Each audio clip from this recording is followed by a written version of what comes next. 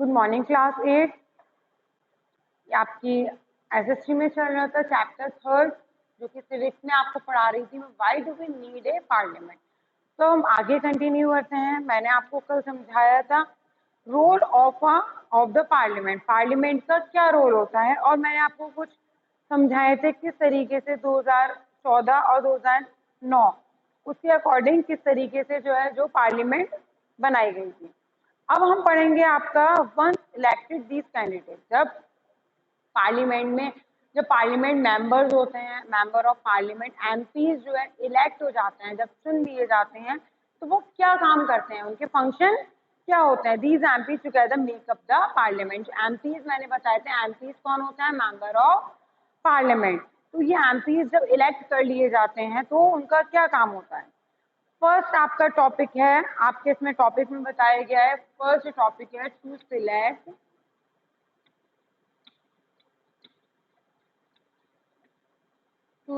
The national government.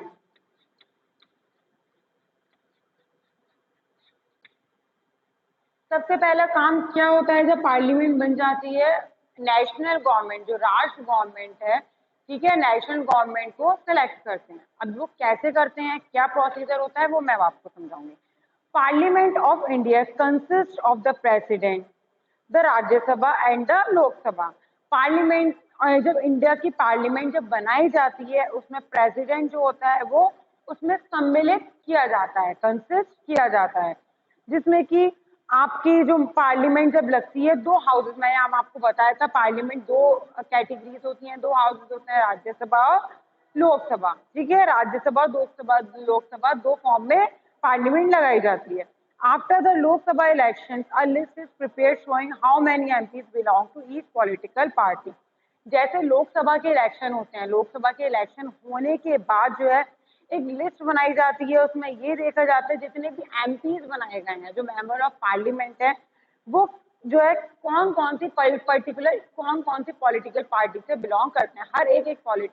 Her member का जो है ईच पॉलिटिकल पार्टी यानी कि हर मेंबर की पॉलिटिकल पार्टी की लिस्ट बनाई जाती है। For a political party to form the government, they must have majority of elected MPs, since there are 543 elected members in Lok Sabha. जब पॉलिटिकल पार्टी देखी जाए, जब फॉर अ पॉलिटिकल बनाने के लिए जो है कि गवर्नमेंट बनानी पड़ती है जिसमें मेजोरिटी होनी चाहिए। They must have a majority of elected MPs, जो इलेक्टेड एमपीज हैं उनकी मेजोरिटी होनी चाहिए। ठीक है, पॉलिटिकल बनाने के लिए जो एमपीज बनाए गए हैं उनकी मेजोरिटी होनी चाहिए। तो जैसे कि सिंस देयर आर 543 यानी 543 जो है इलेक्टेड मेंबर्स होते हैं लोकसभा में। ठीक है, लोकसभा में टोटल मेंबर्स होते हैं 543, मैंने आपको बताया था।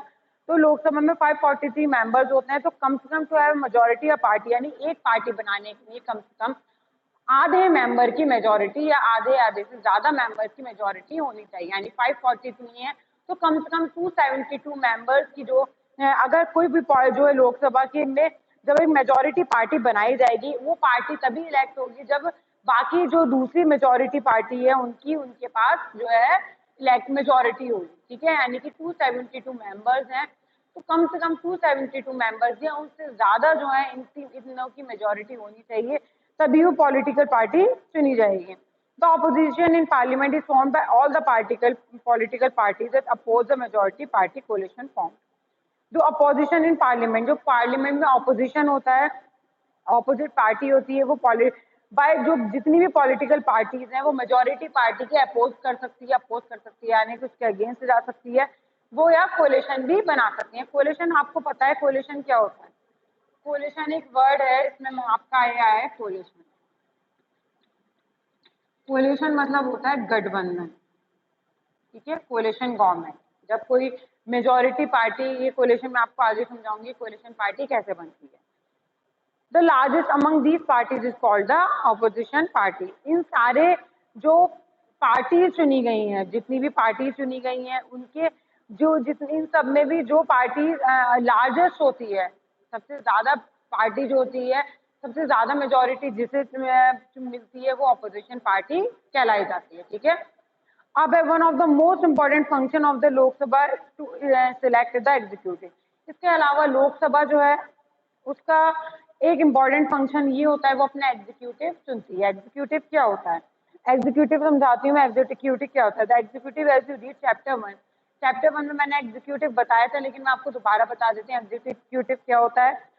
Executive is a group of persons who work together to implement the laws made by the parliament.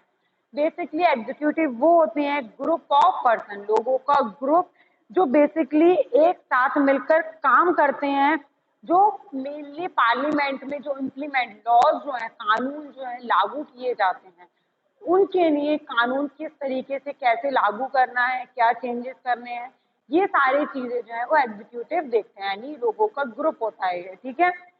This executive is often what we have in mind when use the term government. तो executive basically जो है government के लिए ही काम करता है, यानी कि गवर्नमेंट जो है लॉज बना रही है, ठीक है, गवर्नमेंट हमारे लिए, तो वो एग्जीक्यूटिव ही जो है वो ये देखते हैं कि क्या कौन सा लॉ जो है किस तरीके से इम्प्लीमेंट किया जाना चाहिए। The prime minister of India is the leader of the ruling party in the Lok Sabha. तो जो पार्टी इलेक्ट है, रूलिंग पार्टी है, जिसे मेजोरिटी ज्यादा मिली है लोकसभा में, जिस पार्टी को मेजोरिटी ज्यादा मिली है उस पार्टी का जो है लीडर होता है वो प्राइम मिनिस्टर होता है। From the MPs who belong to her party, the Prime Minister selects ministers who work with her to implement decisions. जो मेंबर ऑफ पार्लियामेंट होते हैं, जो उसकी पार्टी से, जो मेजोरिटी पार्टी, जो यानी कि जिस पार्टी का वो लीडर होता है, ठीक है, जो पार्टी पहली बात तो लोकसभा में वही चुनी जाएगी जिसको मेजोरिटी ज्यादा मिली है, ठीक है, जो लोगों कम से कम 272 ईयर्स से ज्यादा लोगों की मेजोरिटी मिली है वही रूलिंग पार्टी होती है। एंड मेंबर ऑफ पार्लियामेंट में जो है वही जो है रूलिंग पार्टी कहलाई जाती है। उसका जो लीडर होता है वो होता है प्राइम मिनिस्टर। तो प्राइम मिनिस्टर क्या करता है, जो एमपीज होते हैं उसकी पार्टी से जितने भी एमपीज होते हैं, प्राइम मिनिस्टर जो है उनके जो मिनिस्टर्स होते हैं उनको प्राइम मिनिस्टर ही सिलेक्ट करता है किसको, कौन कौन जो है, यानी कि मेंबर ऑफ पार्लियामेंट के अलावा जो है मिनिस्टर्स होते हैं, मंत्री होते हैं, वो प्राइम मिनिस्टर ही सिलेक्ट करता है। वो ये देखता है कि कौन जो है उसके साथ काम करेगा, यानी कि लॉज में जो है डिसीजन मेकिंग में कौन उसके साथ रहेगा। These ministers then take charge of different areas of government function like health, education and finance. अब ये जो मिनिस्टर्स हैं, हर डिपार्टमेंट का एक एक मिनिस्टर बना दिया जाता है। अब देखो किसी भी एक डिपार्टमेंट, अब किसी भी पर्टिकुलर पर्सन के लिए सारे डिपार्टमेंट में काम करना इजी नहीं है। देखो कोई एक मिनिस्टर बनाया गया है, उसको एजुकेशन का भी चार्ज दे दिया जाए, हेल्थ का भी चार्ज दे दिया जाए, और उसे फाइनेंस का भी दे दिया जाए, सारा जो है सारा दे दिया जाए, तो वो पॉसिबल नहीं है उसके लिए काम करना, क्योंकि वो सारे काम इसीलिए जो है अलग अलग डिपार्टमेंट के लिए, अलग अलग फंक्शन के लिए जो है वो मिनिस्टर्स अपॉइंट कर दिए जाते हैं। जैसे कि आपने सुना स्वास्थ्य मंत्री अलग होता है, और शिक्षा मंत्री अलग होता है, और बजट का अलग देखता है, फाइनेंस मंत्री जो फाइनेंस आर्थिक जो हमारी इकोनॉमिक देखता है फाइनेंस के लिए, वो सारा जो है वो अलग अलग डिपार्टमेंट्स के अकॉर्डिंग बना दिए जाते हैं। Often time in the recent past it has been difficult for a single political party to get the majority that is required to form the government. देखो अब जो गवर्नमेंट जो रूलिंग पार्टी जीती है, जैसे कि सपोज टू बी, मैं आपको एग्जांपल लेती हूँ बीजेपी का। बीजेपी इस टाइम जो है गवर्नमेंट है, तो जितने इसका लीडर कौन है, प्राइम मिनिस्टर, और जितने भी इनके जो मंत्री होंगे सारे उसी की पार्टी के होंगे, ठीक है। अब लेकिन कभी कभी देखो क्या होता है कि ऐसा होता है कि एक पार्टी के लिए, जैसे कि अलग अलग पार्टियां, जैसे कि सपा है, बसपा है, आप है, ये सारी पार्टीज हैं, पॉलिटिकल पार्टीज हैं अलग अलग। अब इनके लिए जो है लोकसभा में इलेक्शंस होते हैं कि कौन सी पार्टी जो है वो रूल करेगी, शासन करेगी, ठीक है। अब इनके लिए लोकसभा के इलेक्शंस किए जाते हैं। अब मेजोरिटी जहां मिलती है उसके अकॉर्डिंग जो है वो, अब मेजोरिटी मिल गई यानी कि हमने चुना, जो बेसिकली जो है जो इलेक्शन हुए, प्राइम मिनिस्टर हुए, ये जो है इनके लीडर को हमने चुना। इसके अलावा जो पार्टी होती है, कौन सी पार्टी, अब लीडर जो है जो रूलिंग पार्टी होती है जिसकी मेजोरिटी मिली, अब जैसे कि अलग अलग हर पॉलिटिकल, अब जैसे कि हर पॉलिटिकल पार्टी के इनके अलग अलग मेंबर होते हैं, ठीक है। अब वो देखा जाता है किस पॉलिटिकल पार्टी को जो है जो मेजोरिटी मिली है, ठीक है, जो पार्टी जीतेगी उसी का जो है वो प्राइम मिनिस्टर जो बनेगा वो उसी पार्टी का होगा, ठीक है। तो बेसिकली जैसे कि बीजेपी पार्टी हर उसमें जीती तो वो प्राइम मिनिस्टर जो है बीजेपी पार्टी का है, ठीक है।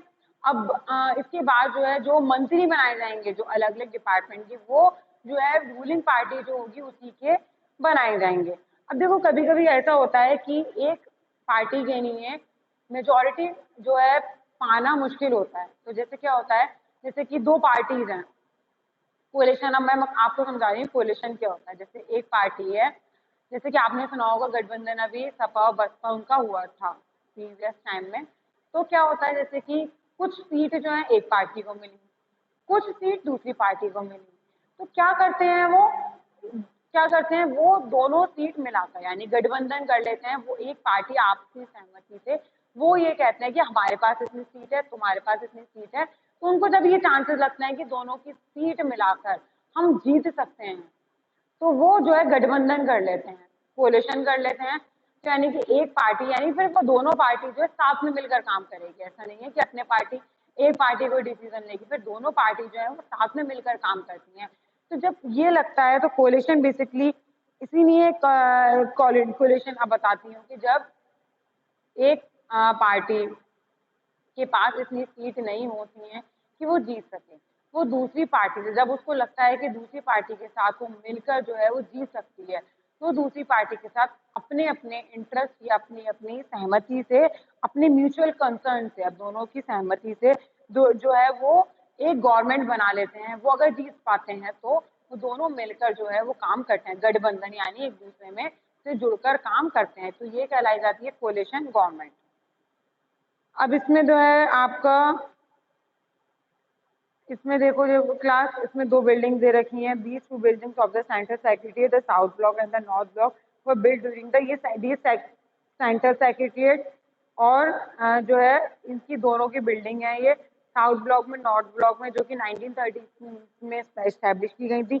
The photo of the left of the south block, ये लेफ्ट में जो है साउथ ब्लॉक है, जिसके विच हाउसेज द प्राइम मिनिस्टर और प्राइम मिनिस्टर ऑफिस, यहाँ पे प्राइम मिनिस्टर ऑफिस होता है, the ministry of defence and the ministry of external affairs. इसके अलावा मिनिस्ट्री ऑफ डिफेंस और मिनिस्ट्री ऑफ एक्सटर्नल अफेयर्स का जो है इनके पास। नॉर्थ ब्लॉक जो है इज द फोटो ऑन, ये नॉर्थ ब्लॉक है। इसमें राइट में मिनिस्ट्री ऑफ, इसमें ऑफिस होता है मिनिस्ट्री ऑफ फाइनेंस का, मिनिस्ट्री ऑफ होम अफेयर्स गृह मंत्री और जो है फाइनेंस मिनिस्टर्स हैं उनका ऑफिस होता है। The other ministers of the union government are located in various buildings in New Delhi. इसमें इसके अलावा, इसके इन दोनों के अलावा जो अदर दूसरे मंत्री जो होते हैं, other minister of the union government के दूसरे जो मंत्री होते हैं वो जो है न्यू दिल्ली में रहते हैं। तो ये हो गया आपका कि सेंट्रल सेक्रेटरिएट और जो है अलग अलग, देखो अलग अलग ऑफिसेज होते हैं अलग अलग डिपार्टमेंट के। अब मैंने आपको बताया, दो पिक्चर्स दे रखी हैं, इसमें पीएम का ऑफिस होता है, डिफेंस और मिनिस्ट्री ऑफ एक्सटर्नल अफेयर्स का ऑफिस होता है। इसके अलावा नॉर्थ ब्लॉक में जो है वो फाइनेंस और फाइनेंस मिनिस्ट्री और होम अफेयर्स, ये इनका ऑफिस होता है, वो यहाँ बैठकर काम करते हैं।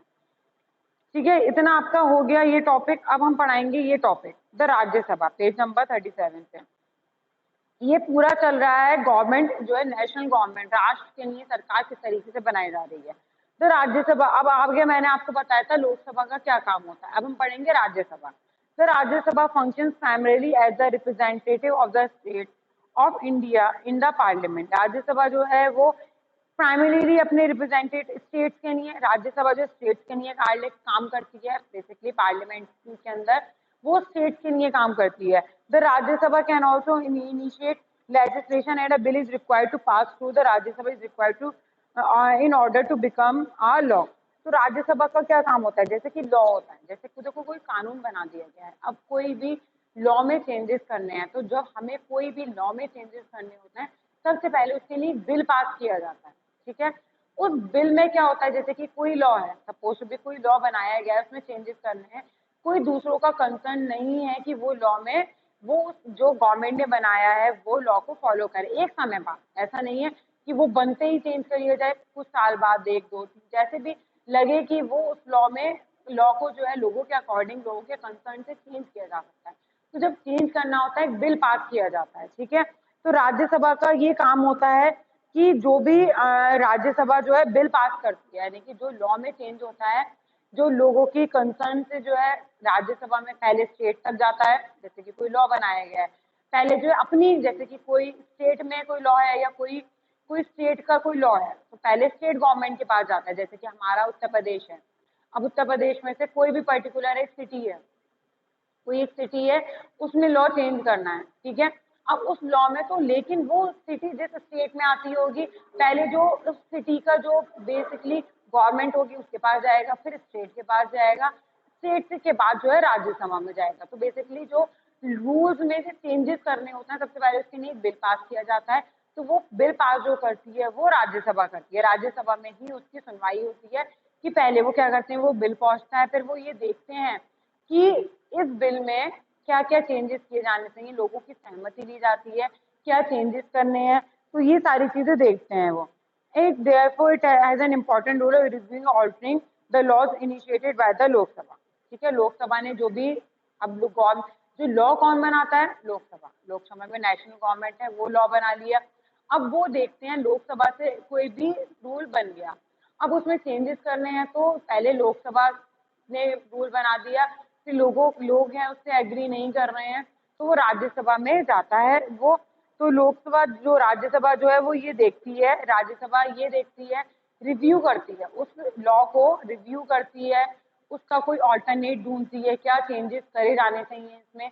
ये सारे काम जो होते हैं वो राज्यसभा के होते हैं। वो सारी चीजें फिर अगर उसको लगता है कि कुछ जो है कंसर्न या कुछ डिसीजन जो है लोकसभा से लेना है, तो वो आपस में पहले डिस्कस करते हैं। ऐसा नहीं है कि उन्हें लोगों ने कहा कि नहीं हमें ये लॉ समझ में नहीं आ रहा है तो हम जो है नहीं आए, पहले आपस में डिस्कस किया जाएगा, लोकसभा से डिस्कस किया जाएगा, आपस में डिस्कस करेंगे, उसको ऑल्टरनेट ढूंढेंगे कि क्या चेंजेस होने चाहिए।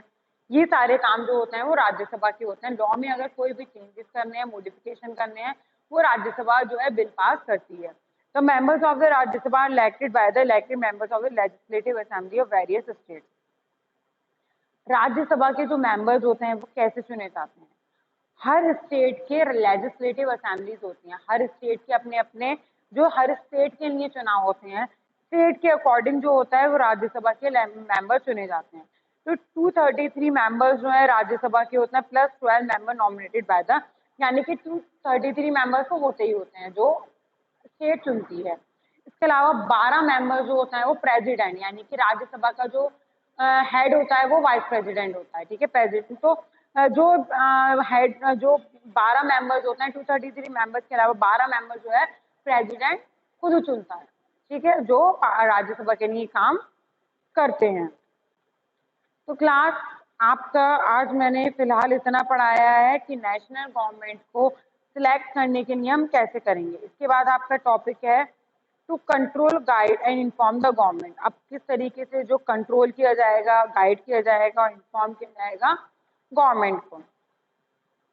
तो आपका आज इतना ही है क्लास। मैंने आपको एक टॉपिक समझा दिया, इस टॉपिक में कोई प्रॉब्लम है, क्योंकि अगर मैं आपको नेक्स्ट टॉपिक कंटिन्यू करती भी हूँ तो आपको फिर समझने में प्रॉब्लम होगी। और क्लास ध्यान से आप लोग एक कॉपी, जब ये चैप्टर फिनिश हो जाएगा मैं वर्क स्टार्ट करने वाली हूँ, तो आप लोग जैसे हिस्ट्री सिविक्स की जैसे बनाते थे कॉपीज पहले, जैसे बनाई थी प्रीवियस क्लासेस में, हिस्ट्री सिविक्स की एक पार्टीशन करके, ज्योग्राफी की अलग। अब आपको जो हॉलीडे होमवर्क में जो कॉपी बना दी गई आपको उससे कोई मतलब नहीं है, वो हमारे पास जो है करेक्शन के लिए आ जाएंगे, सबमिशन के लिए। आपको उसमें कोई भी काम नहीं करना है, आपको जो काम करना है नई कॉपी बनानी है, जो कि आपका चैप्टर सिविक्स चैप्टर 3 से स्टार्ट करोगे, हिस्ट्री में जो आगे चैप्टर होगा वो स्टार्ट करोगे, ज्योग्राफी में आगे जो चैप्टर होगा उन आगे के चैप्टर से स्टार्ट करोगे, ठीक है। आप लोग आज मैंने इतना टॉपिक समझा दिए, कोई भी प्रॉब्लम है क्लास तो आप लोग मेरे से डिस्कस कर सकते हो। और इसमें आपको दो मीनिंग मैंने बेसिकली आपको इसके हार्ड वर्ड अप्रूवल और कोरेशन। अप्रूवल मैंने बता दिया था, अप्रूवल क्या होता है, किसी का सहमति लेना, किसी के दूसरे के लिए जो है फेवरेबल हो, फायदा देती हो या कोई नुकसान ना हो, तो वो कहलाया जाता है अप्रूवल। कोलेशन मैंने आपको बता दिया, गठबंधन, ठीक है। A temporary alliance of group और पार्टी, जो टेम्परेरी के तौर पे जब अलायंस लोग जो है मिलकर ग्रुप बना लेते हैं पार्टी, को कहलाया जाता है कोलेशन, ठीक है। इतना आप लोगों को पढ़ा दिया है, बाकी कल आपको मंडे को आपका स्टार्ट होगा। ठीक है क्लास, नेक्स्ट टॉपिक है आपका। कोई भी प्रॉब्लम है आप जो है मेरे से क्वेरी पूछ सकते हैं। Thank you class.